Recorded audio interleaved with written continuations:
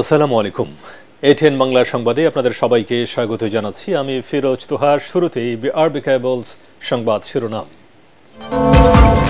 খেলোয়াড় সাকিবের নিরাপত্তা নিশ্চিত করা সরকারের দায়িত্ব। রাজনীতির জায়গা থেকে তাকে নিরাপত্তা দেওয়া কঠিন, জানালেন ক্রীড়া উপদেষ্টা।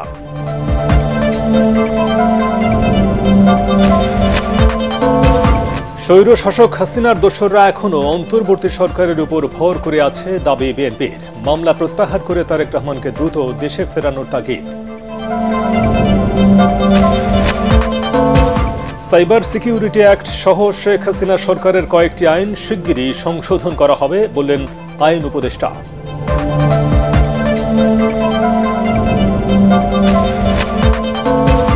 কারামুক্ত শীর্ষ সন্ত্রাসীরা নজরদারিতে, অপরাধে জড়ালে আইনি ব্যবস্থা, জানালেন ডিএমপি কমিশনার। সম্পাদক মাহমুদুর রহমানের আত্মসমর্পণ, কারাগারে পাঠানোর নির্দেশ।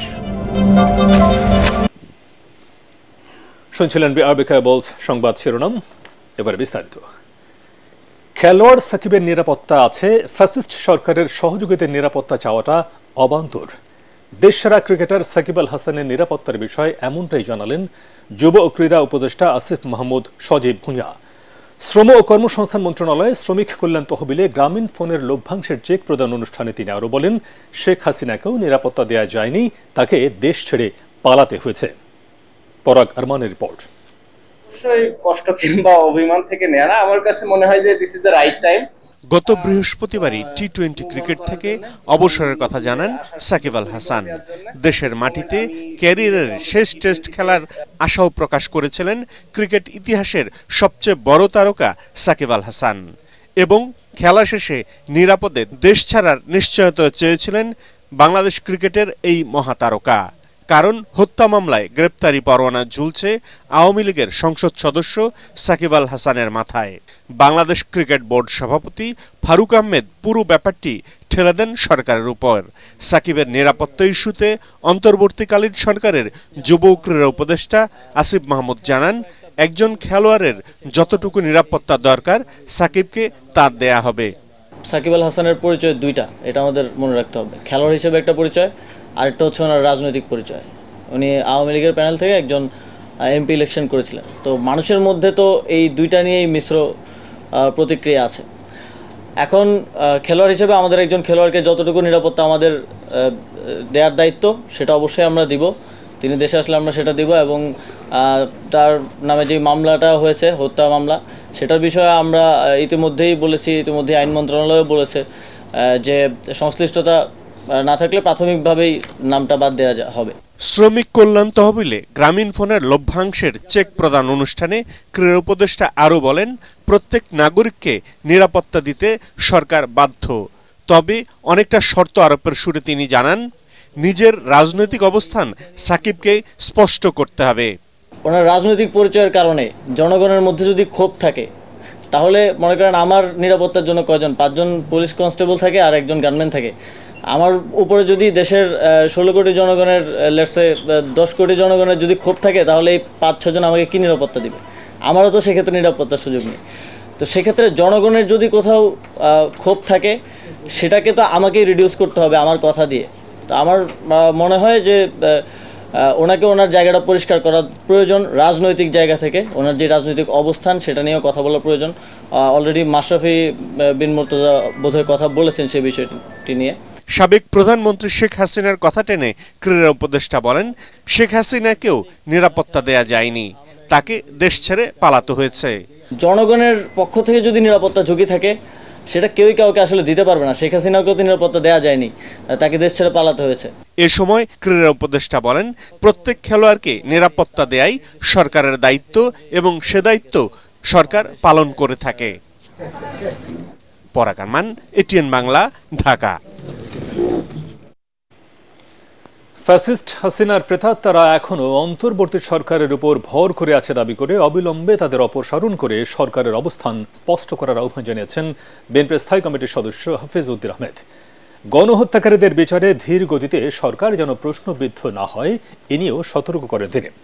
বিজয়ের সুফল পেতে হলে পরাজিত শক্তিকে আর সংগঠিত হতে দেওয়া যাবে না বলে জানান বিএনপি নেতারা। কামরুজ্জামান রাজীবের রিপোর্ট। ঢাকা রিপোর্টার্স ইউনিটিতে মুক্তিযোদ্ধা দল আয়োজিত আলোচনা সভায় বিএনপি ও সমমনা দলের শীর্ষ নেতারা অংশ নেন। এতে বক্তারা বলেন, ফ্যাসিস্ট হাসিনা সরকারের দোসরদের বিচারের আওতায় আনতে অন্তর্বর্তী সরকারের ধীরগতিতে জনমনে প্রশ্ন উঠেছে। গণহত্যাকারীদের অবিলম্বে বিচারের আওতায় আনার দাবি জানান তারা। এ সময় হাফিজউদ্দিন আহমেদ বলেন, দেশে শিগগিরই গণতন্ত্র ফিরিয়ে এনে শহীদদের রক্তের ঋণ শোধ করতে হবে। শেখ হাসিনা সহ এই আওয়ামী ফ্যাসিবাদের সাথে যারা জড়িত ছিল তাদের বিচার করে ইতিহাসে দৃষ্টান্ত স্থাপন করতে হবে, যেন আর কেউ ফ্যাসিস্ট হওয়ার দুঃসাহস না দেখায়। যত দিন যাবে তত সে আওয়ামী লীগের প্রেতাত্মারাই আরো স্ট্রং হবে। তাদের শক্তির যে ভিত, সেই ভিতগুলো চুরমার করতে হবে। হাসিনার প্রেতাত্মারা এদের উপরে ভর করে আছে। পুরো পুলিশ বাহিনী, অন্যান্য বাহিনী সব তো হাসিনার লোকেরা এখানে আছে। বিভিন্ন সেনানিবাসে আওয়ামী দুর্বৃত্তদেরকে আশ্রয় দেওয়া মোটেই ঠিক হয় নাই। যারা মানুষ হত্যা করেছে, গুম করেছে, তাদের শাস্তি বিধান যেদিন করা হবে সেদিন এই বিপ্লব সাফল্যমণ্ডিত হবে। এদিকে জিয়া মঞ্চের ৩১তম প্রতিষ্ঠা বার্ষিকী উপলক্ষে জিয়াউর রহমানের সমাধিতে শ্রদ্ধা নিবেদন করেন বিএনপির স্থায়ী কমিটির সদস্য গয়েশ্বর চন্দ্র রায়। এ সময় তিনি বলেন, গণতান্ত্রিক ব্যবস্থাকে গতিশীল রাখতে তারেক রহমান সহ দলের নেতাকর্মীদের বিরুদ্ধে করা সব মিথ্যা মামলা প্রত্যাহার করতে হবে। কুচক্রী মহল যতই চেষ্টা করুক, জাতির কপালে কলঙ্ক লেপন করার সকল অপচেষ্টা আমরা অত্যন্ত কঠিন হাতে মোকাবেলা করব। অন্যদিকে রাজশাহীর ভুবনমোহন পার্কে ছাত্র জনতার আন্দোলনে শহীদ পরিবারের সদস্যদের সমবেদনা জানাতে আয়োজিত সমাবেশে বিএনপির সিনিয়র যুগ্ম মহাসচিব রুহুল কবির রিজভী বলেন, গুরুত্বপূর্ণ পদে ফ্যাসিবাদের দোসর রেখে সংস্কার সফল হবে না। ভারতকে উদ্দেশ্য করে তিনি বলেন, বাংলাদেশকে অস্থিতিশীল করার চেষ্টা করলে পরিণতি ভালো হবে না। এখন যদি তিনি আবার প্রশাসনের বিভিন্ন দায়িত্বে থাকে, তাহলে ডক্টর ইউনূস সাহেব অন্তর্বর্তীকালীন সরকারের কোন সংস্কার কার্যক্রম সফল হবে বলে আমার মনে হয়। কামরুজ্জামান রাজীব, এটিএন বাংলা, ঢাকা। মামলা প্রত্যাহার করে দলের ভারপ্রাপ্ত চেয়ারম্যান তারেক রহমানকে দ্রুত দেশে ফিরিয়ে আনার পরিবেশ তৈরি করতে অন্তর্বর্তীকালীন সরকারের কাছে দাবি জানিয়েছেন সাবেক মন্ত্রী ও বিএনপি নেতা অ্যাডভোকেট রুহুল কুদ্দুস তালুকদার দুলু। তিনি বলেছেন, শেখ হাসিনা ক্ষমতায় আসার পর তাদের সমস্ত মামলা প্রত্যাহার করা হয়েছিল। নাটোরের সিংড়া উপজেলায় আমরা বিএনপি পরিবার আয়োজিত বৈষম্য বিরোধী ছাত্র জনতার আন্দোলনে ঢাকার সাভার ও বাইপাইলে নিহত শহীদ সোহেল রানা, হৃদয় আহমেদ ও রমজান আলীর পরিবারের সাথে দেখা করতে গিয়ে তিনি এসব কথা বলেন। দুলু বলেন, বাংলাদেশের মানুষ তারেক রহমানকে কাছে পেতে অধীর আগ্রহে অপেক্ষা করছে। অনুষ্ঠানে বিএনপির কেন্দ্রীয় নেতা কাজী গোলাম মোর্শেদ, আশরাফ উদ্দিন বকুল, সাংবাদিক আতিকুর রহমান রুমন উপস্থিত ছিলেন। পরে শহীদ ৩ পরিবারের মাঝে আর্থিক সহায়তা প্রদান করা হয়। আমরা অন্তর্বর্তী সরকারের কাছে আমাদের জোর দাবি, অতি সত্ত্বর যত তাড়াতাড়ি পারেন আমার নেতা মামলা একটা অর্ডার, এক অর্ডারে মামলা প্রত্যাহার হয়ে যেতে পারে। সমস্ত মামলা প্রত্যাহার করে অতি সত্ত্বর তারেক রহমানকে বিজয়ের দেশে বাংলাদেশের মানুষ। সাইবার সিকিউরিটি অ্যাক্ট সহ স্বৈরাচার শেখ হাসিনা সরকারের করা বেশ কয়েকটি আইন শিগগিরই সংশোধন ও প্রক্রিয়াধীন আইন বাতিল করা হবে বলে জানিয়েছেন আইন উপদেষ্টা ডক্টর আসিফ নজরুল। রাজধানীতে এক মত বিনিময় সভায় বক্তারা অভিযোগ করেন, স্বৈরাচারের প্রেতাত্মারা এখনও সরকারের গুরুত্বপূর্ণ জায়গায় বসে অন্তর্বর্তী সরকারের কাজে বাধা সৃষ্টি করছে। আরও জানাচ্ছেন ইয়াসিন রানা। রাজধানীর আগারগাঁয়ে এনজিও ব্যুরোতে আন্তর্জাতিক তথ্য অধিকার দিবস উপলক্ষে মতবিনিময় সভার আয়োজন করে এনজিও ব্যুরো ও তথ্য অধিকার ফোরাম। এতে স্বচ্ছতা ও জবাবদিহিমূলক সুশাসন প্রতিষ্ঠায় তথ্য অধিকারের গুরুত্ব তুলে ধরেন বক্তারা। তথ্য অধিকার আইন সংশোধন, যোগ্য ব্যক্তিকে কমিশনে নিয়োগ, তথ্য পেতে হয়রানি বন্ধ করা, রাজনৈতিক দলগুলোকে তথ্য আইনের আওতায় আনার দাবি জানান তারা। মানুষ তথ্য চায় না, তার কারণ হচ্ছে যে মানুষ জানে তথ্য চাইলে তথ্য পাওয়া যায় না, তথ্য চাইলে তথ্য চাওয়ার কারণে হয়রানি শিকার হতে হয়। মানুষ এটাও জানে যে তথ্য চাওয়ার কারণে নিরাপত্তাহীনতার ঝুঁকি সৃষ্টি হয়। স্বৈরাচারের পতন ঘটেছে, কিন্তু স্বৈরাচারের প্রেতাত্মা এখনো বিরাজ। একটা উপজেলায় কাজ করতে গিয়েছে, তাকে এজেন্সির পক্ষ থেকে বলা হয়েছে, ইউএনের পক্ষ থেকে বলা হয়েছে আপনার অনুমতি কোথায়। এই হয়রানি এখনো অব্যাহত আছে। এ সময় আইন উপদেষ্টা ডক্টর আসিফ নজরুল বলেন, বিচার বিভাগের স্বাধীনতা প্রয়োজন। আইন, শাসন ও বিচার বিভাগ ঠিক না থাকলে তথ্য বা মানবাধিকার কমিশন দিয়ে কাজ হবে না বলেও মন্তব্য করেন তিনি। বিচার বিভাগকে একটা নির্যাতনের হাতিয়ারে পরিণত করেছিল, সংসদকে একটা নির্যাতনের, লুটপাটের, অন্যায় অবিচারের ফোরামে পরিণত করেছিল, শাসন বিভাগে একটা নিপীড়ক মেশিনে পরিণত করেছিল। বিচার বহির্ভূত হত্যাকাণ্ডের বিরুদ্ধে কথা বলতে হবে, বিচার বিভাগের স্বাধীনতার কথা বলতে হবে।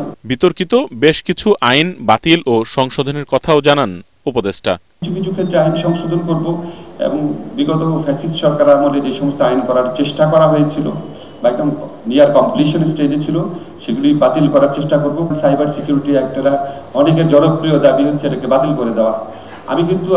আমি যখন লেখালেখি করেছি আমি কখনো বাতিল করতে বলি নাই, কারণ এখানে দুই ধরনের অপরাধ আছে, একটা হচ্ছে কম্পিউটার অফেন্স, একটা হচ্ছে স্পিচ অফেন্স। তার দাবি, শেখ হাসিনা সরকার 2 সপ্তাহে 1000 মানুষ হত্যা করেছে। এই হত্যাযজ্ঞের সমর্থন করেছে সুশীল সমাজের অনেকেই। তাই নিজেদের সমস্যাগুলো খুঁজে বের করা দরকার বলে মন্তব্য করেন ডক্টর আসিফ নজরুল। ইয়াসিন রানা, এটিএন বাংলা, ঢাকা। দেশের ব্যাংক, আর্থিক প্রতিষ্ঠান ও জ্বালানি খাত সংস্কারে কারিগরি ও আর্থিক সহায়তা দেবে বিশ্ব ব্যাংক এবং ইন্টারন্যাশনাল ফাইন্যান্স কর্পোরেশন IFC। সচিবালয়ের সংস্থা দুটির প্রতিনিধি দলের সঙ্গে বৈঠক শেষে এই তথ্য জানান অর্থ উপদেষ্টা ডক্টর সালেহ উদ্দিন আহমেদ। আর্থ সামাজিক উন্নয়নও বিশ্ব ব্যাংক আর্থিক সহায়তা দেবে বলে জানান তিনি। তবে কি পরিমাণ অর্থ সহায়তা পাওয়া যেতে পারে তা এখনও সুনির্দিষ্ট হয়নি বলে জানান অর্থ উপদেষ্টা। বিশ্ব ব্যাংক কি কাজে সহায়তা দেবে আমরা এর আগেও আলোচনা করেছি। আমাদের financial sector reform, NBR reform, এগুলো নিয়ে আলাপ হয়েছে। আর IFCর সাথে প্রাইভেট ইনভেস্টমেন্ট, প্রাইভেট সেক্টর কি এগুলো বিষয়ে আলোচনা করেছি এবং ওরা ওদের সহায়তা, কারিগরি সহায়তা এবং আর্থিক সহায়তা দেওয়ার ব্যাপারে ফার্দার অক্টোবরে যখন আমি যাব সে আমরা আরো আলোচনা করব। সজীব ওয়াজেদ জয়কে অপহরণ এবং হত্যা চেষ্টার মামলায় দণ্ডপ্রাপ্ত আমার দেশ পত্রিকার ভারপ্রাপ্ত সম্পাদক মাহমুদুর রহমানকে কারাগারে পাঠিয়েছেন আদালত। এ সময় তার পক্ষে আপিলের শর্তে জামিন আবেদন করেন আইনজীবীরা। শুনানি শেষে ঢাকার CMM আদালত তার জামিন নামঞ্জুর করে কারাগারে পাঠানোর আদেশ দেন। GM তসলিমের রিপোর্ট। সজীব ওয়াজেদ জয়কে অপহরণ ও হত্যা চেষ্টা মামলায় 7 বছরের দণ্ডপ্রাপ্ত আসামি মাহমুদুর রহমান দেশে ফিরে রোববার সকালে ঢাকার CMM আদালতে আত্মসমর্পণ করেন তিনি। এর আগে মাহমুদুর রহমান ও তার সমর্থকরা আদালত এলাকায় ভিড় করলে আইন শৃঙ্খলা বাহিনী তাদের বাধা দেয়। এ সময় সাংবাদিকদের মাহমুদুর রহমান জানান, ফ্যাসিবাদের বিরুদ্ধে লড়াই করতেই আত্মসমর্পণ করেন তিনি। আমি মনে করি যে ফ্যাসিবাদের বিরুদ্ধে লড়াই করতে গেলে নিজের মেরুদণ্ড সোজা রাখতে হবে এবং মেরুদণ্ড সোজা রাখবার জন্য আমি এই সিদ্ধান্ত নিয়েছি যে আইন যেটা আছে বাংলাদেশে সেই আইন অনুযায়ী আমি কার্ডে সারেন্ডার করব এবং আমি লড়াই অব্যাহত রাখব। পরে chief metropolitan magistrate Mohammad Mahbubul হকের আদালতে আত্মসমর্পণ করেন মাহমুদুর রহমান। মামলাটিতে আপিলের শর্তে জামিন আবেদন করেন তার আইনজীবীরা। বিচারক জামিন নামঞ্জুর করে মাহমুদুর রহমানকে কারাগারে পাঠানোর আদেশ দেন।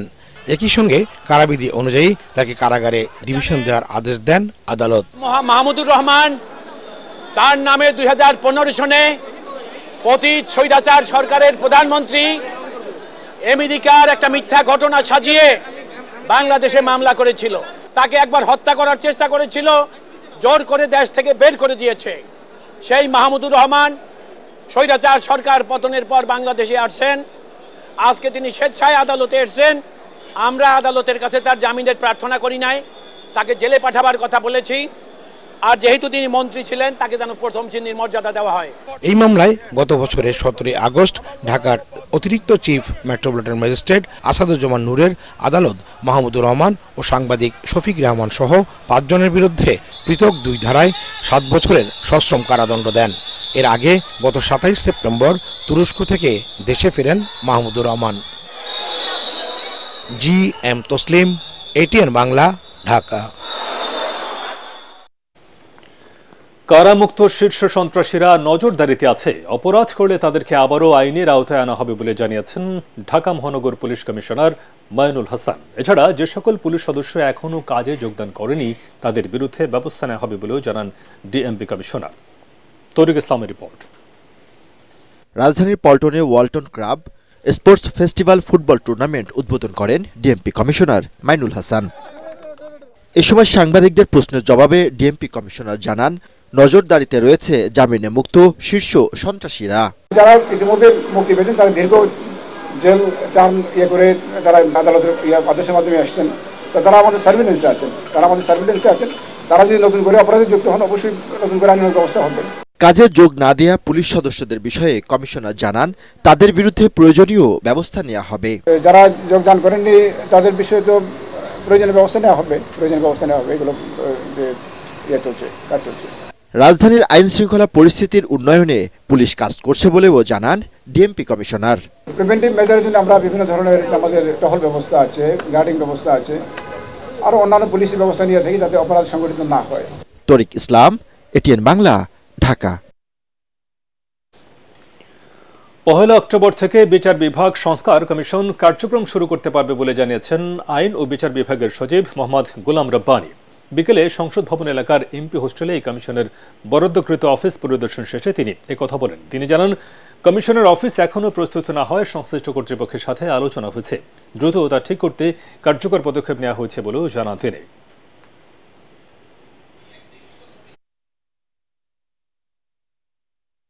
1 অক্টোবর থেকে ওনারা যেখানে বসবেন, কার্যক্রম চালাবেন, সেই অ্যাকোমোডেশনটা সঠিকভাবে আছে কিনা সেটাই দেখতে এসেছিলাম।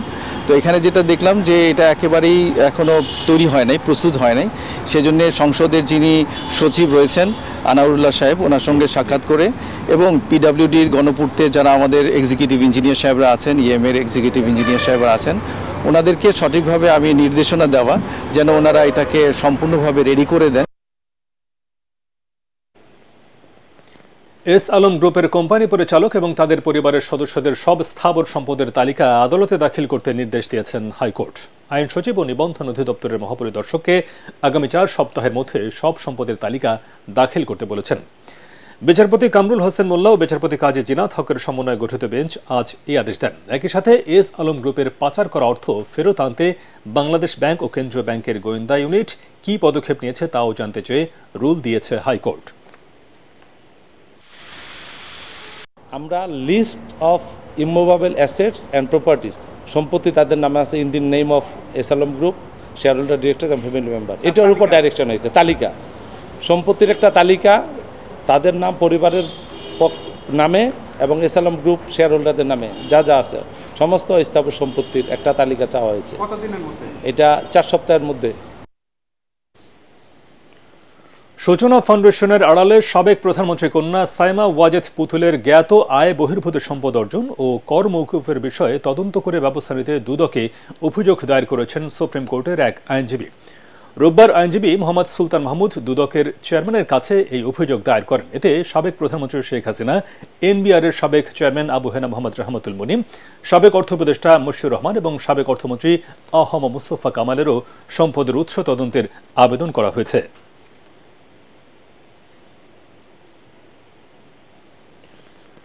বৈষম্য বিরোধী ছাত্র আন্দোলনে ক্যাম্পাসে সহিংসতার ঘটনায় জড়িতদের চিহ্নিত করে প্রশাসনিক ব্যবস্থার আওতায় নিয়ে আসার জন্য 4 সদস্যের তদন্ত কমিটি গঠন করেছে ঢাকা বিশ্ববিদ্যালয় কর্তৃপক্ষ। 15 জুলাই থেকে 5 আগস্ট পর্যন্ত জড়িতদের বিচারের আওতায় আনতে বিশ্ববিদ্যালয়ের আইন অনুষদ বিভাগের ডিনকে আহ্বায়ক করে 4 সদস্যের তদন্ত কমিটি গঠন করা হয়েছে। তদন্ত কমিটিকে আগামী 30 দিনের মধ্যে এ বিষয়ে প্রতিবেদন জমা দেওয়ার জন্যও নির্দেশ দেওয়া হয়েছে। অপর সদস্যরা হলেন ম্যানেজমেন্ট বিভাগের অধ্যাপক ডক্টর নাদিয়া নেওয়াজ রিমি, সহকারী প্রক্টর শেহরিন আমিন ভূঁইয়া ও ডেপুটি রেজিস্ট্রার তদন্ত।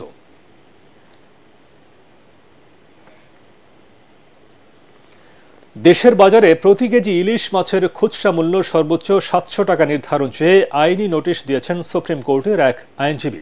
কোনো খরচ ছাড়াই প্রাকৃতিকভাবে পাওয়া ইলিশের দামে এত বিশাল তারতম্য কোনোভাবেই কাম্য নয় জানিয়ে তিনি এই নোটিশ দেন। রোববার ডাকযোগে ও ইমেইলে বাণিজ্য মন্ত্রণালয়ের সচিব, মৎস্য প্রাণী সম্পদ মন্ত্রণালয়ের সচিব, ভোক্তা অধিকার সংরক্ষণ অধিদপ্তরের মহাপরিচালক সহ 6টি সংস্থাকে নোটিশ দেন আইনজীবী খন্দকার হাসান শাহরিয়ার। তিনি বলেন, দেশে রুই ও কাতলা সহ যেসব মাছ চাষ করা হয় তা বাজারে উৎপাদন খরচ সহ কেজি প্রতি সর্বোচ্চ 500 টাকাতে বিক্রয় হয়, অথচ ইলিশের দাম কোনো কারণ ছাড়াই বাড়ছে। সাংবাদিক দম্পতি সাগর রুনি হত্যা মামলা পর্যবেক্ষণে বাদী পক্ষের আইনজীবী হিসেবে শিশির মনিরকে নিয়োগ দিয়েছেন রুনির ভাই নওশের রোমান। মামলাটি ধামাচাপা দিতে তদন্তের দায়িত্ব র্যাবকে দেওয়া হয়েছিল বলে মন্তব্য করে তিনি বলেছেন, এবার সঠিক বিচার পাওয়ার আশা দেখা দিয়েছে। এ সময় র্যাবের কাছ থেকে তদন্তের দায়িত্ব পুলিশ ব্যুরো অব ইনভেস্টিগেশন পিবিআইতে নেয়ার আবেদন করা হবে বলে জানিয়েছেন বাদীর আইনজীবী। আরও জানাচ্ছেন ইমদাদুল্লাহ বাবু। চাঞ্চল্যকর সাগর রুনি হত্যা মামলায় ন্যায় বিচার পেতে এবার নতুন পদক্ষেপ নিয়েছে নিহতের পরিবার। নতুন করে সুপ্রিম কোর্টের আইনজীবী শিশির মনিরকে নিয়োগ দিয়েছেন নিহত সাংবাদিক রুনির ভাই নওশের রোমান। হাইকোর্টে এসে আইনজীবী নিয়োগ শেষে তিনি বলেন, 111 বার মামলার প্রতিবেদন দাখিলের সময় পেছানোর পর এখন মামলাটি দেখভালের জন্য আইনজীবী নিযুক্ত করা হয়েছে। তদন্তকারী সংস্থা ওরা আসলে আমার মনে হয় না ঠিকমতো কোনো তদন্ত করেছে। এত বছর তো আমরা আসলে আশা ছেড়ে দিয়েছিলাম, শুরুর দিকে কিন্তু ওরা কথা বলতো এবং তারপরে কিন্তু আপনাদের সাথেও কিন্তু কথা তদন্তকারী সংস্থা বলেনি। র্যাবকে দেওয়া হয়েছিল মামলাটা, যেন এটা ধামাচাপা দেওয়ার যে প্রক্রিয়াটা, যেহেতু তাদের প্রতি আসলে মানুষ একটা ভীতি কাজ করে, এটা যেন সম্পন্ন হতে পারে। এ সময় আইনজীবী শিশির মনির জানান, এই হত্যা মামলায় দুজনের ডিএনএ নমুনা পাওয়া গেছে।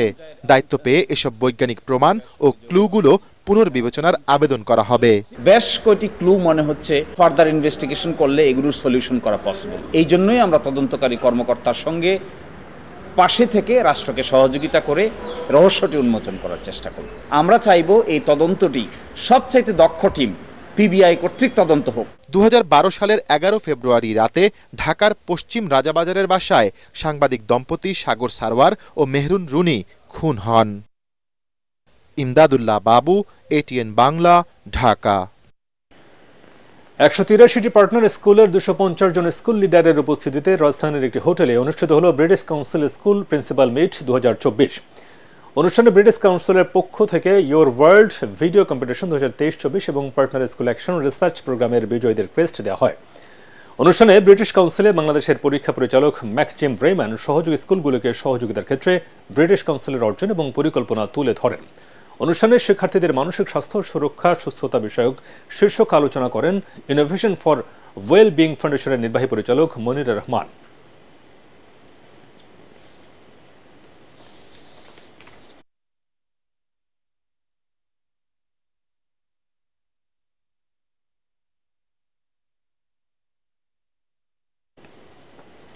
দক্ষিণবঙ্গের একমাত্র মহিলা মেডিকেল কলেজ যশোরের Ad-din Sakina women's medical college. ভালো ফলাফলের মাধ্যমে সুনাম ধরে রাখা এই মেডিকেল কলেজ সম্প্রতি ভর্তি হয়েছে প্রতিষ্ঠানটির 13তম ব্যাচ। মনোমুগ্ধকর অনুষ্ঠানে দেশি বিদেশি নতুন শিক্ষার্থীদের বরণ করে নেন আগের ব্যাচের শিক্ষার্থীরা। যশোর থেকে তামান্না ফেরজানা রিপোর্ট, জানাচ্ছেন জাহিদুল আলম। 2012 সালে যশোর ফুলের হাটে যাত্রা শুরু করে Ad-din Sakina women's medical college. অভিজ্ঞ শিক্ষকের তত্ত্বাবধানে পর্যাপ্ত তাত্ত্বিক ও ব্যবহারিক ক্লাস পরিচালনার কারণে শিক্ষার্থীরা পাচ্ছেন অভাবনীয় সাফল্য। ফলে দেশের গণ্ডি পেরিয়ে বিদেশেও ছড়িয়ে পড়েছে এর সুনাম। এতে প্রতি বছরই বাংলাদেশি শিক্ষার্থীদের পাশাপাশি বাড়ছে বিদেশি শিক্ষার্থীদের সংখ্যাও। এবছরও মেডিকেল কলেজটিতে ভর্তি হয়েছেন 9 জন ভারতীয় সহ মোট 75 জন শিক্ষার্থী।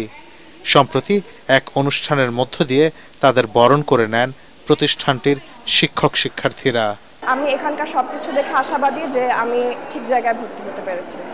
আমাদের এত সুন্দর একটা প্রোগ্রাম উপহার দেওয়ার জন্য কর্তৃপক্ষকে ধন্যবাদ। নতুন শিক্ষার্থীদের উদ্দেশ্যে দিক নির্দেশনামূলক বক্তব্য দেন আদ্দিন ফাউন্ডেশনের নির্বাহী পরিচালক ডাক্তার শেখ মহিউদ্দিন এবং আদ্দিন হাসপাতাল এবং নার্সিং ইনস্টিটিউটগুলোর মহাপরিচালক অধ্যাপক ডাক্তার নাহিদ ইয়াসমিন।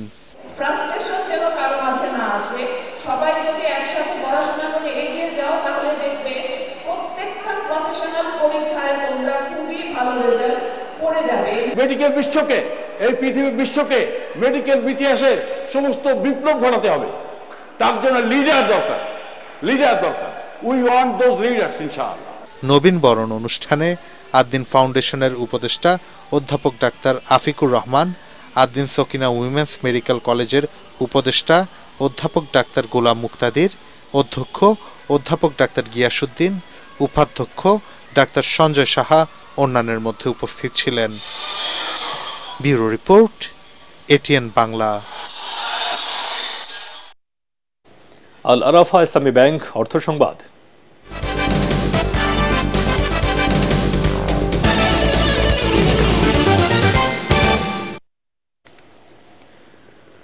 টেকসই উন্নয়ন লক্ষ্যমাত্রা বাস্তবায়নে স্বল্পোন্নত দেশগুলোর জন্য গঠিত তহবিলের অর্থায়ন নিশ্চিত করতে হবে বলে জানিয়েছেন Centre for Policy Dialogue CPD নির্বাহী পরিচালক ডক্টর ফাহমিদা খাতুন। তিনি বলেন, এসডিজি তহবিলে শুধু অর্থ দিলেই হবে না, এই অর্থ ব্যবহারও সংস্কার করতে হবে।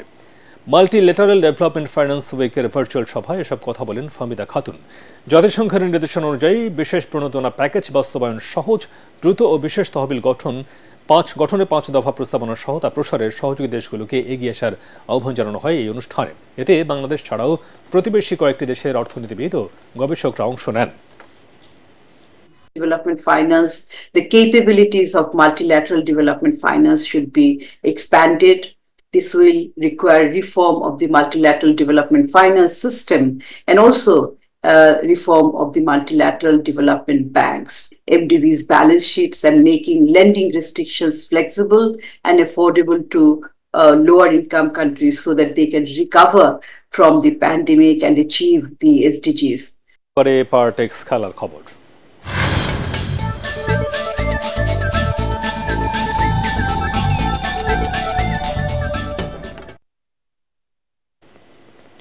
শেষ মুহূর্তের গোলে ভুটানকে 2-1 ব্যবধানে পরাজিত করে এএফসি এশিয়া কাপ 2025-এর বাছাই পর্ব শেষ করল বাংলাদেশ অনূর্ধ্ব 20 দল। ভিয়েতনামের লাচট্রে স্টেডিয়ামে খেলার 4 মিনিটে আসাদুল মোল্লার দূরপাল্লার শটে এগিয়ে যায় লাল সবুজের তরুণরা। বিরতি থেকে ফিরে খেলার 69 মিনিটে রক্ষণভাগের খেলোয়াড় আসাদুল সাকিবের আত্মঘাতী গোলে ম্যাচে 1-1 সমতায় ফেরায় ভুটান। এরপর ম্যাচের 84 মিনিটে বদলি খেলোয়াড় মইনুল ইসলাম ব্যবধান 2-1 করেন।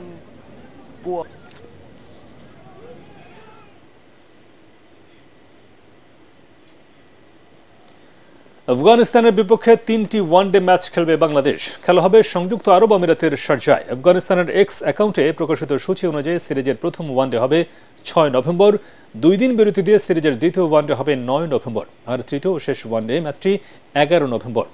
সিরিজটি হওয়ার কথা ছিল গত জুলাই। এ সময় আফগানিস্তানের বিপক্ষে পূর্ণাঙ্গ সিরিজই খেলার কথা ছিল বাংলাদেশের। 3টি ওয়ানডের সঙ্গে ছিল 3টি টি20 এবং 2টি টেস্ট ম্যাচ। 2 বোর্ডের সম্মতিতে সিরিজটি স্থগিত করা হয়েছিল।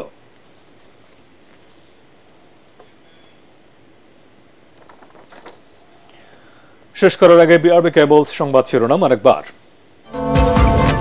খেলোয়াড় সাকিবের নিরাপত্তা নিশ্চিত করা সরকারের দায়িত্ব, রাজনীতির জায়গা থেকে তাকে নিরাপত্তা দেওয়া কঠিন, জানালেন ক্রীড়া উপদেষ্টা।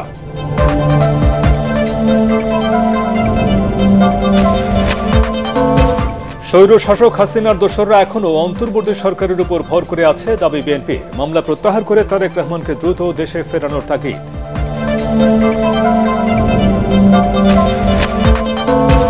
সাইবার সিকিউরিটি অ্যাক্ট সহ শেখ হাসিনা সরকারের কয়েকটি আইন শিগগিরই সংশোধন করা হবে, বললেন আইন উপদেষ্টা।